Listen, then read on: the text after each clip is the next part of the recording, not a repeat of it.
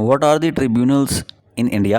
The Supreme Court recently clarified that tribunals functioning under the strict parameters of their governing legislation cannot direct the government to make policy.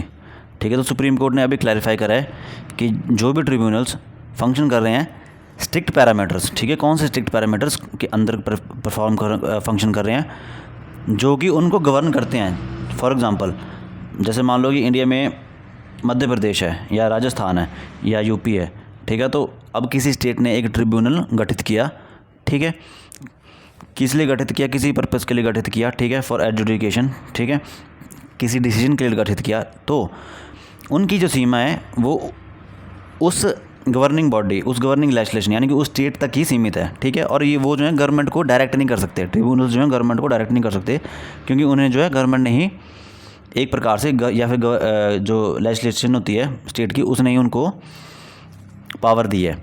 तो tribunals कहते हैं, tribunals judicial या फिर quasi judicial institutions होते हैं जिन्हें establish किया जाता है थ्रू द लॉ, ठीक है. और जुडिशल्स का फंक्शन क्या होता है, they intend to provide a platform for faster adjudication as compared to traditional courts, ठीक है. तो ये फास्टर यानी कि तेज़ तरीके से जो है जजमेंट्स पास कर सकें एक पर्टिकुलर फोकस्ड एरिया में, as well as expertise on certain subject matters, ठीक है. तो जो एक पर्टिकुलर सब्जेक्ट मैटर्स है उनके ऊपर एक्सपर्टाइज, ठीक है, अपना एक्सपर्ट ओपिनियन देने के लिए. तो ये परफॉर्म करते हैं नंबर ऑफ़ फंक्शंस, ठीक है. तो क्या क्या फंक्शंस परफॉर्म करते हैं, एडजुकेटिंग डिस्प्यूट्स, ठीक है, तो ये डिस्प्यूट्स को डिसाइड करते हैं.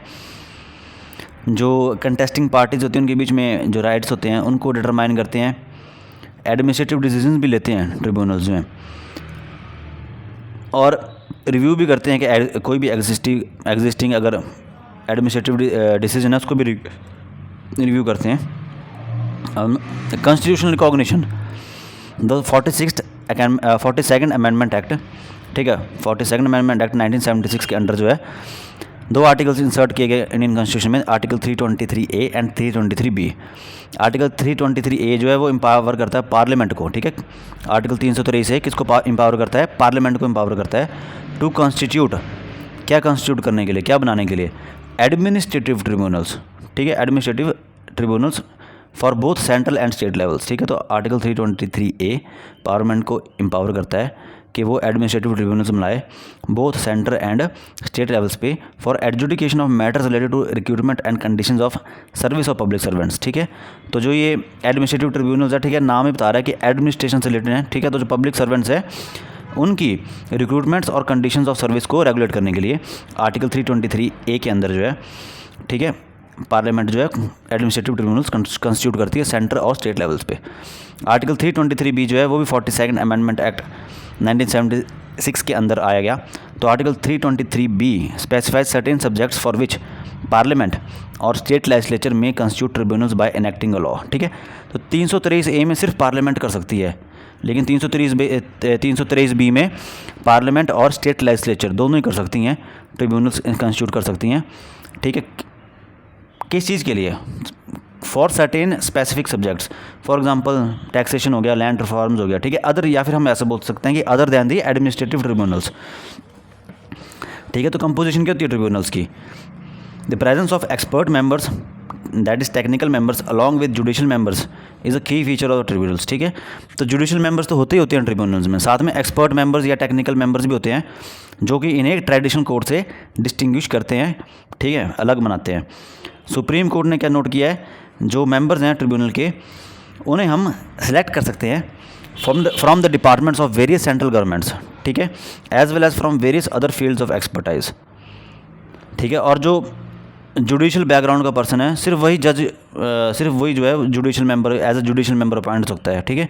नेक्स्ट पॉइंट ये बोलता है कि जो जज है या जिसका जुडिशल बैकग्राउंड है, ठीक है, सिर्फ वही जुडिशल मेंबर की सीट पे अपॉइंट हो सकता है. और लास्ट में बोला कि the supreme court specified that there is no need for a technical member if jurisdiction of courts is transfer to tribunals to achieve expeditious disposal of matters, ठीक है. तो सुप्रीम कोर्ट ने ये बोला हुआ एंड में, ठीक है। तो मेन यहाँ पे क्या है, मेन यहाँ पे आर्टिकल है 323A and 323B 42nd amendment act 1976 इन्होंने इंसर्ट करा है 323A और 323B। 323A जो है वो सिर्फ पार्लियामेंट को एम्पावर करता है, 323B जो है वो पार्लियामेंट और स्टेट लेजिस्लेचर दोनों को एम्पावर करता है। 323A जो है वो सिर्फ एडमिनिस्ट्रेटिव ट्रिब्यूनल्स कंस्टिट्यूट करने की बात करता है, जबकि 323B जो है वो सर्टेन सब्जेक्ट्स को लेकर के एडमिनिस्ट्रेटिव ट्रिब्यूनल्स कंस्टिट्यूट करने की बात करता है, या फिर हम ऐसा बोल सकते हैं कि other than the administrative tribunals. ठीक है, थैंक यू।